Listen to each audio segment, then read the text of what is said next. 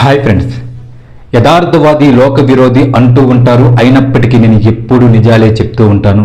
Friends, ఈ మధ్యకాలంలో చూసుకుంటే మన యొక్క గుజరాత్లో అహ్మదాబాద్ వద్ద ఏంటంటే ఒక విమానం అనేది కూలిపోవడం జరిగింది. ఎప్పుడైతే విమానం కూలిపోయిందో సుమారుగా 300 మంది ప్రజలు చనిపోయారు. ఈ విధంగా చనిపోయిన తర్వాత చాలా మంది విశ్లేషకులు ఏంటంటే ఈ విమానం కూలిపోవడానికి గల ప్రధానమైనటువంటి కారణాలు ఏమిటి అని చెప్పేసి అన్వేషించారు. అన్వేషణలో భాగంగా చాలా మంది మొదట్లో ఏమనుకున్నారంటే ఈ విమానం ఎగిరేటప్పుడు ఏంటంటే ఆ విమానానికి ఏదైనా ఒక పక్షి తగిలి ఉంటుంది. ఈ విధంగా పక్షి తగలడం వల్ల ఏంటంటే విమానం యొక్క ఇంజిన్ అనేది ఖరాబ్ అయిపోయి ఈ విమానం అనేది కూలిపోయిందని చెప్పేసి చాలా మంది అభిప్రాయపడ్డారు. కానీ తర్వాత తెలిసినటువంటి వాస్తవమైన నిజం ఏంటంటే ఈ విమానం ఎగిరేటప్పుడు విమానం యొక్క స్పీడ్ అనేది కేవలం ఈ విమానం ఎగిరేటప్పుడు ఈ విమానం యొక్క స్పీడ్ అనేది గంటకు 200 నుండి 250 కిలోమీటర్లు మాత్రమే ఉంటుందంట. అయితే సాధారణంగా గాలిలో ఎగిరే విమానం యొక్క స్పీడ్ ఎంత ఉంటుందంటే సుమారు 900 కిలోమీటర్లు ఉంటుంది గంటకి.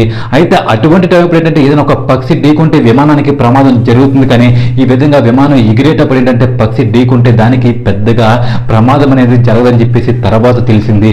కాబట్టి ఈ పక్షుల వల్ల అయితే ఈ విమానం అనేది కూలిపోలేదని చెప్పేసి అర్థమైంది. అదేవిధంగా చాలా మంది ఏమని అభిప్రాయపడ్డారంటే ఈ విమానం యొక్క స్పీడోమీటర్ అనేది సరిగ్గా పనిచేయకపోవడం వల్ల కూడా ఈ ప్రమాదాలు జరుగుతూ ఉంటాయి. అంటే ఫర్ ఎగ్జాంపుల్ ఏంటంటే విమానం అనేది ఏంటంటే ఇంచుమించుగా ఒక 250 కిలోమీటర్ల స్పీడ్తో వెళ్తే అదేంటంటే పైకి ఎగురుతూ ఉంటుంది.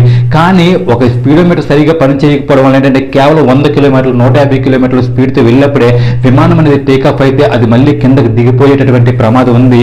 కానీ ఆ విమానం ఏంటంటే ఆ రోజే మధ్యాహ్నం ఏంటంటే ఢిల్లీ నుంచి మళ్ళీ గుజరాత్కి రావడం జరిగింది. కాబట్టి ఆ విమానంలో ఎటువంటి టెక్నికల్ లోపాలు కూడా లేవని తెలుసుకున్నారు. కాబట్టి ఇది కూడా కాదని చెప్పేసి తేలిపోయింది. అదే విధంగా చాలా మంది యొక్క అభిప్రాయం ఏంటంటే ఇది ఉగ్రవాదుల యొక్క కుట్ర కూడా కావచ్చు అని చెప్పేసి అనుకుంటున్నారు.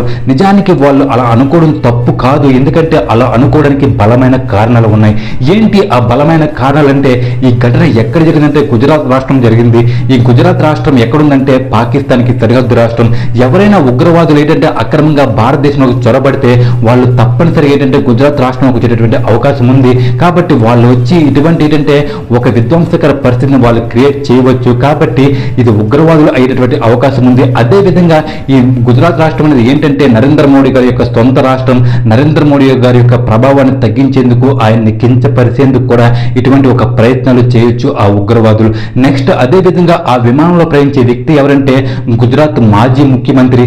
ఆయన్ని ఏదైనా ఇబ్బంది పెట్టేందుకు కూడా ఉగ్రవాదులు ఇటువంటి ఒక చర్యకు పాల్పడవచ్చు. నెక్స్ట్ ఇంకా చూసుకుంటే ఆ విమానం అనేది ఏంటంటే టేకాఫ్ అయినటువంటి కేవలం 3 నిమిషాల్లో మాత్రమే మళ్ళీ కింద కూలిపోయింది. కాబట్టి ఇందుకు అంత త్వరగా కూలిపోయిందని ఇప్పుడు వచ్చి ఎవరికి అర్థం కావట్లేదు. ఉగ్రవాదులే ముందుగా ప్లాన్ చేసి కూల్ చేశారని చెప్పేసి అనుమానం కూడా ఉంది. ఎందుకంటే ఆ విమానంలో చాలా ఇంధనం ఉంది. ఆ ఇంధనం పేలితే ఆటోమేటిక్గా ఒక బాంబ్ అనేది ఆటోమేటిక్గా ఒక న్యాచురల్గా తయారైపోతుందని చెప్పేసి వాళ్ళందరికీ కూడా తెలుసు. నెక్స్ట్ అదే విధంగా ఏంటంటే ఆ విమానం కూడా ఎక్కడ కూలిందంటే తిన్నగా వెళ్ళి ఎవరైతే కాలేజీ విద్యార్థులు మెడికల్ కాలేజీ విద్యార్థులు ఉన్నారో అక్కడ మాత్రమే కూలింది. ఎందుకంటే చాలా ఇళ్ళు ఉన్నాయి, అదేవిధంగా చాలా ఓపెన్ ప్లేస్ ఉంటాయి పక్కపక్కంట. ఎక్కడ కూడా కోలుకుంటే తిన్నంగా వెళ్ళి అక్కడే కోలడం పైన కూడా చాలా మందికి అనుమానాలు ఉన్నాయి. కాబట్టి ఇవన్నీ కూడా చాలా వ్యాలిడ్ రీజన్స్.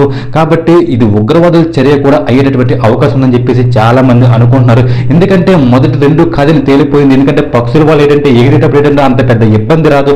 అదేవిధంగా ఏంటంటే ఏదైనా సెన్సార్ ప్రాబ్లం ఉండే అవకాశం లేదు. ఎందుకంటే అది ఆ ఫ్లైట్ అనేది అప్పుడే ఢిల్లీ నుంచి గుజరాత్ వచ్చింది. కాబట్టి ఆ ఫ్లైట్ కి ఏంటంటే సెన్సార్ ప్రాబ్లమ్స్ కూడా ఏమీ లేవు. అదేవిధంగా క్వాలిటీ చెకింగ్ కూడా చాలా కరెక్ట్గా చేశారు. కాబట్టి ఆ ఫ్లైట్కి ఏ ప్రాబ్లమ్స్ లేవు. కాబట్టి ఇక మిగిలిందల్లా ఏంటంటే ఈ ఉగ్రవాదుల చర్య అనే కోణంలో కూడా చాలా వరకు దర్యాప్తు చేస్తున్నారు.